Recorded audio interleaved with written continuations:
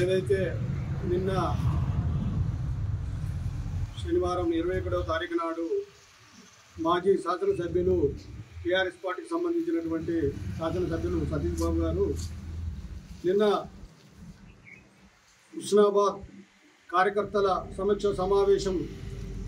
జరిపిన సందర్భంగా మరి ఇప్పుడు ఉన్నటువంటి పెద్దలు పూజ్యులైనటువంటి మరి ఇప్పుడు ఉన్నటువంటి ఎమ్మెల్యే గారిని బీసీ సంక్షేమ శాఖ మరియు రవాణా శాఖ మంత్రులు అయినటువంటి పొన్నం ప్రభాకర్ గారిని మరి విమర్శించడం జరిగింది. మరి ఏమని విమర్శించడం అంటే కార్యకర్తలు వచ్చే కోపానికి వస్తాడు, కార్యకర్తల దగ్గర స్పృహ కోల్పోతూ ఉన్నాడు. మరి రాబోయే రోజులల్లో టీఆర్ఎస్ పార్టీకి అధికారం మీదకి రాబోతోంది, స్థానిక సంస్థలల్లో మనం జాగ్రత్తగా పనిచేయాలని చెప్పడం జరిగింది. మరి సతీష్ బాబు గారిని నేను ఒక్కటే అడుగుతా ఉన్నా, గతంలో టీఆర్ఎస్ పార్టీ అధికారం మీదకి ఎందుకు వచ్చింది అంటే తెలంగాణ సింపతితోటి ఇక్కడ ఉన్నటువంటి ఈ ప్రాంత ప్రజలు ఏం కోరుకున్నాడే అంటే విధులు నిధులు నియామకాలు మనకు తెలంగాణ ఏర్పడితే ఇవి వస్తాయి అనేటువంటి ఆలోచన మీద ఈ ప్రాంత ప్రజలందరూ నడుముగట్టి అప్పుడు పార్టీలకు అతీతంగా టీఆర్ఎస్ పార్టీకి అధికారం ఇచ్చింది. మరి ఇచ్చినటువంటి పరిస్థితులలో 10 సంవత్సరాలు జరిగింది. 10 సంవత్సరాల లోపల మేము ఈ ప్రాంత ప్రజలు కోరుకునేది ఏంటి అని అంటే అక్కడ ఉన్నటువంటి ముఖ్యమంత్రి చంద్రశేఖర్ రావుకు ఇక్కడ ఉన్నటువంటి సతీష్ బాబుకు చాలా దగ్గర, ఈ ప్రాంతం సస్యశ్యామల అవుతుంది అని కోరుకున్నారు. మరి ఇలా ముఖ్యమంత్రి వచ్చే ఇలా మన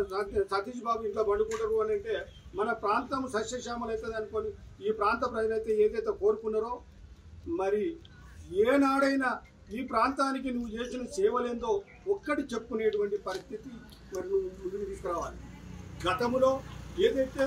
ఇవాళ ఉన్నటువంటి ప్రాజెక్ట్ ఏదైతే ఉందో గతంలో కాంగ్రెస్ పార్టీ ఇక్కడ పునాది చేసినటువంటి బాపతి, ఆ ప్రాజెక్టును పూర్తి చేయలేనటువంటి అసమర్థత ఎమ్మెల్యేవు నువ్వు, నీ ముఖ్యమంత్రి. మరి వాళ్ళ నీకు గంత అనుకూలంగా ఉన్నటువంటి పరిస్థితులల్లో ఈ ప్రాంతాన్ని హుస్నాబాద్ నియోజకవర్గాన్ని ఎంతో అభివృద్ధి చేసేటువంటి స్తోమత నీ దగ్గర ఉన్న ఈ ప్రాంతానికి అభివృద్ధి చేయలేనటువంటి పరిస్థితి నువ్వు దొరల పాలన ఎట్లుంది అని అంటే అక్కడ దొర ఇక్కడ దొర అనేటువంటి పరిస్థితులల్లో వాళ్ళు చెప్పిన ప్రకారంగా నువ్వు నడుచుకున్నావు తప్ప వాళ్ళ అవసరాలు వాళ్ళ ప్రాంతాన్ని డెవలప్మెంట్ చేసేదానికి నువ్వు కోఆపరేషన్ చేసినావు తప్ప ఈ ప్రాంతానికి నువ్వు చేయలేవు. ఇంకొకటి నిన్న మంత్రిని విమర్శించడం పర్లేదు, ఇవాళ 10 సంవత్సరాలలో చేయలేనటువంటి పనులు ఏదైతుందో ఇవాళ 9 నెలలు ఇవాళ ఉన్నటువంటి కాంగ్రెస్ పార్టీ ఏదైతే హామీలు ఇచ్చిందో 6 గ్యారెంటీలల్లో ఇప్పటికీ 5 పూర్తి అయిపోయినాయి. రేపు వచ్చేది 6వ గ్యారెంటీ పూర్తి అయిపోతూ ఉంటుంది రేషన్ కార్డు. ఇంకొకటి మా మంత్రి గారు ఏదైతే ఉన్నదో ఒక బీసీ నాయకత్వం మీద ఒక బీసీ నాయకుడు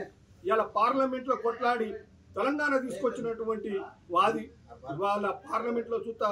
తీసుకొచ్చినటువంటి వాది ఏదైతే అసెంబ్లీలో రేపు ఈ తన వాక్చాతుర్యాన్ని నిరూపించుకొని రేపు ఈ ప్రాంతాన్ని డెవలప్మెంట్ చేద్దామని చెప్పి ఈ ప్రాంత ప్రజలు ఎవరైతే ఉన్నారో ఎస్సీ బీసీ మైనార్టీ అన్ని కులాలకు సంబంధించినటువంటి వాళ్ళు ఆనాడు తెలంగాణకు ఎట్లా ఉపయోగపడ్డారో ఇవాళ పొన్నం ప్రభాకర్ కోసం అందరూ ప్రాధేయపడి ఇవాళ ఆయనను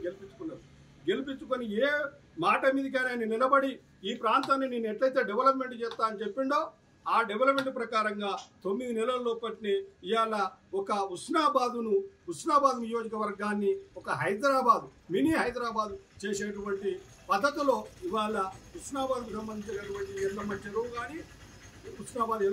కానీ ఇక్కడ ఉన్నటువంటి ఈ ప్రాంతానికి సంబంధించినటువంటి మహాసముద్రం గండి కానీ ఇక్కడ ఉన్నటువంటి ప్రతి ఒక్కటి ఇవాళ డెవలప్మెంట్ చేసేటటువంటి పరిస్థితిలో ఉన్నది. మొన్న కొత్తకొండ దేవస్థానానికి ఇలా అధిక నిధులు తీసుకొచ్చి ఇలా దేవస్థానం కాడ పెద్ద ఇవాళ అక్కడ కాంప్లెక్స్ కట్టి అది మొత్తం దాన్ని అక్కడ ఒక డెవలప్మెంట్ చేసేటువంటి పరిస్థితిలో